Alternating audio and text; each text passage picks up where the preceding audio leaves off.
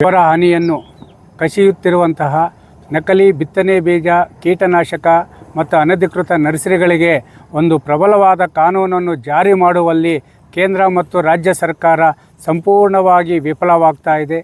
ಲಕ್ಷಾಂತರ ರೂಪಾಯಿ ಖಾಸಗಿ ಸಾಲ ಮಾಡಿ ಬಂಡವಾಳ ಹಾಕಿ ಬೆಳೆದಂತಹ ಬೆಳೆಗಳು ಸಮೃದ್ಧವಾಗಿ ಬಂದರೂ ಈ ನಕಲಿ ಬಿತ್ತನೆ ಬೀಜಗಳಿಂದ ಸಂಪೂರ್ಣವಾಗಿ ಇವತ್ತು ಬೆಳೆ ನಾಶವಾಗಿ ರೈತರು ಹಾಕಿದ ಬಂಡವಾಳ ಕೈಗೆ ಸಿಗದೆ ಮಾರುಕಟ್ಟೆಯಲ್ಲಿ ಉತ್ತಮವಾದ ಬೆಲೆ ಇರ್ತದೆ.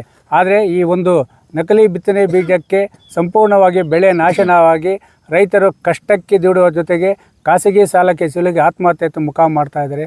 ಆದರೂ ಸಹ ತೋಟಗಾರಿಕೆ ಮತ್ತು ಕೃಷಿ ಮಂತ್ರಿಗಳು ರೈತರ ಒಂದು ಜೀವನದ ಜೊತೆ ಚೆಲ್ಲಾಟವಾಡಿ ಬಹುರಾಷ್ಟ್ರೀಯ ಕಂಪನಿಗಳ ಜೊತೆ ಶಾಮೀಲಾಗಿ ರೈತರ ಮರಣ ಶಾಸನ ಬರೆಯುತ್ತಿರೋದಕ್ಕೆ ನೂರೊಂದು ಉದಾಹರಣೆ ಇದೆ.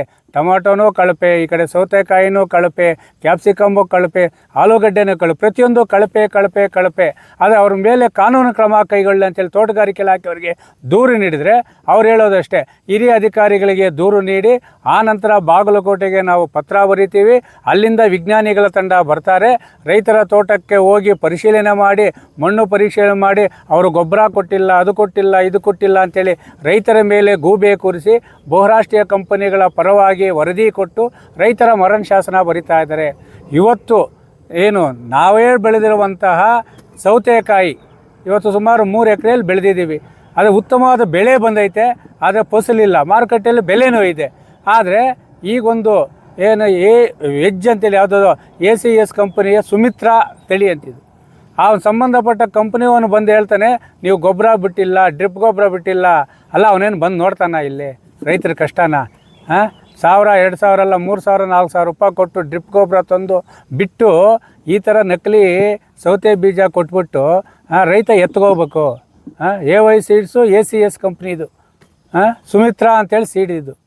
ನಾವು ಇವತ್ತು ತೋಟಗಾರಿಕೆ ಮಂತ್ರಿಗಳು ಮತ್ತು ಕೃಷಿ ಮಂತ್ರಿಗಳನ್ನು ಒತ್ತಾಯ ಮಾಡ್ತಾ ಇರೋದಿಷ್ಟೇ, ಇವತ್ತು ನಕಲಿ ಒಂದು ಸೌತೆ ಬೀಜದಿಂದ ನಷ್ಟವಾಗಿರುವ ರೈತನಿಗೆ ಪರಿಹಾರನೂ ಕೊಡಬೇಕು. ಈ ಅನಧಿಕೃತ ನರ್ಸರಿಗಳಿಗೆ ಕಡಿವಾಣ ಹಾಕಲು ಕಾನೂನು ಜಾರಿ ಮಾಡಬೇಕು.